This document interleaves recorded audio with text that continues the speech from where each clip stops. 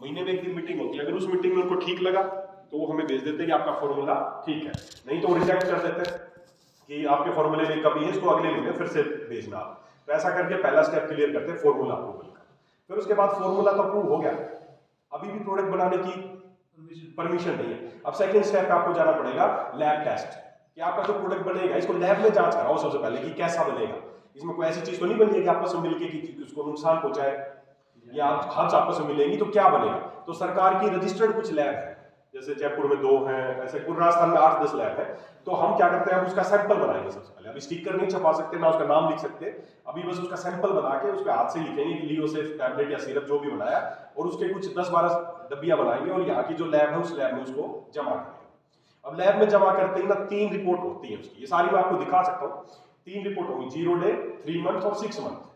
0 day की कि आज सैंपल दिया तो एक दिन बाद या अगले दिन या उससे अगले दिन हमें देंगे कि पहले दिन आपका जो प्रोडक्ट आया वो इस कंडीशन में है, उसमें ये है, इतना एक्टिव इंग्रेडिएंट्स है, इतना मॉइस्चर है, इतना ये है, उसकी एक रिपोर्ट आएगी 0 डे की रिपोर्ट।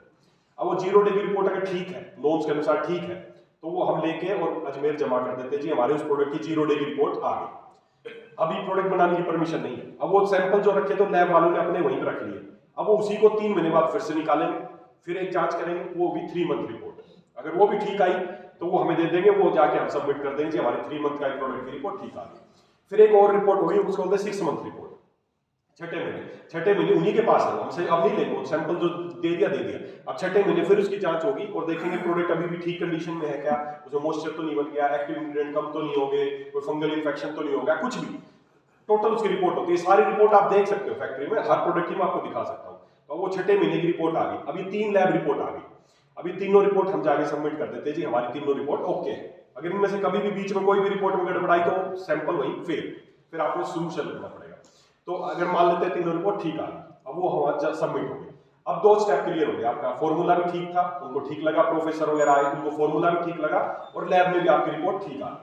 अब अभी भी प्रोडक्ट बनाने की परमिशन नहीं है। अब वो बोलते हैं कि फॉर्मूला भी ठीक है, लैब में भी ठीक आ गया, लेकिन क्या वास्तव में मरीजों पे काम करेगी? क्योंकि पहली बार बन रही है कोई चीज, तो मरीजों के लिए तैयार कर रहे हो, तो क्या वो सही में काम करेगा ये प्रोडक्ट? तो अब उसका एक तीसरा स्टेप है क्लिनिकल ट्रायल। कम से कम 3 महीने 100 मरीज होने चाहिए आपके पास उस बीमारी के जिन पे आप इसको ट्रायल करोगे। वो चाहे आप प्राइवेट डॉक्टरों से कराओ, सरकारी हॉस्पिटल से कराओ, पीएचसी से कराओ, कहीं से कराओ, मरीजों के नाम के साथ, डॉक्टर का नाम, मरीज का नाम, क्या तकलीफ थी, कितने दिनों तक उसको दिया, क्या परिणाम आया। ऐसा करके अगले 3 महीने तक क्लिनिकल ट्रायल चलता है। अगर उस क्लिनिकल ट्रायल में 70 से 75% से ज्यादा अगर पेशेंट संतुष्ट होते हैं तो क्लिनिकल ट्रायल अप्रूव मानी जाती है। लेकिन अपना मैं आपको बता दूं, ये प्राउड की बात है अपने लिए कि आज तक जो भी क्लिनिकल ट्रायल किया ना प्रोडक्ट का, सभी में 90 से 95% से कम किसी में। अब जब वो क्लिनिकल रिपोर्ट आ जाती है, क्लिनिकल ट्रायल हो जाता है, तब जाके हमें परमिशन मिलती है कि अब आप इस प्रोडक्ट को बना सकते हो।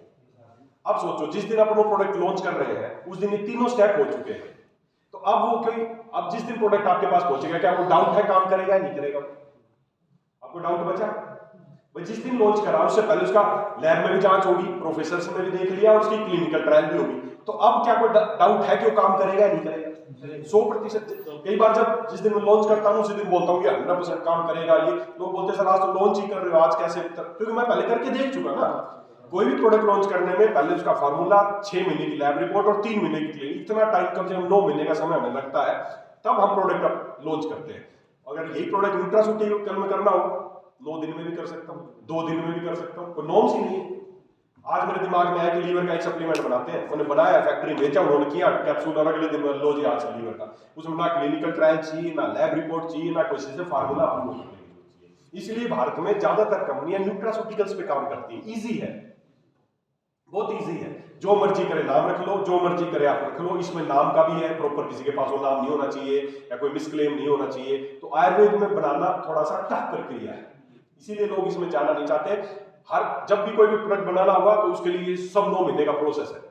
अब ज्यादातर कंपनियां क्या करती हैं, खुद की फैक्ट्री नहीं है, थर्ड पार्टी बनवाती है, तो थर्ड पार्टी को बोलते हैं ये प्रोडक्ट चाहिए, वो तुरंत सप्लीमेंट्स में सारे बना देता है, क्योंकि नहीं तो उसको फिर हर अब एक फैक्ट्री है 50 कंपनियां बनवाती हैं, उसको सबके लिए उसको आयुर्वेद से परमिशन लेनी, परमिशन उसकी बजाय वो सप्लीमेंट्स में तैयार करते हैं। उसके लिए भी आसान, उसके लिए उसको तुरंत मिल जाता है। नहीं तो आज किसी फैक्ट्री वाले दो बोले 9 महीने बाद मिलेगा, तो यार इतना इंतजार नहीं होगा, उनको तुरंत चाहिए। जाते हैं फैक्ट्री में, आज लीवर का सिर्फ चीज मिल जाए, कब मिल जाए, परसों मिल जाएगा। तो सप्लीमेंट्स में बनाना आसान है, लेकिन अब उसमें कुछ नहीं पता। वो सबसे पहले आप पे ट्रायल है कि वो काम करेगा नहीं करेगा, फॉर्मूला ठीक है नहीं है, वो सब आप पे निर्भर करता है। तो अपने प्रोडक्ट्स आयुर्वेदिक प्रॉपर्टी मेडिसिन है जो तीनों चरण से होके ही बनते हैं, इसलिए आप बिल्कुल कॉन्फिडेंट रह सकते हैं, 100% कॉन्फिडेंट रह सकते हैं। प्रोडक्ट के मामले में आपको बिल्कुल सोचने की जरूरत नहीं कि काम करेगा या नहीं करेगा। वो लॉन्च ही तभी कराया जब वो काम कर चुका है, वो क्लिनिकल ट्रायल हो चुके हैं। तो इस तरीके से अपने प्रोडक्ट तैयार किए जाते हैं।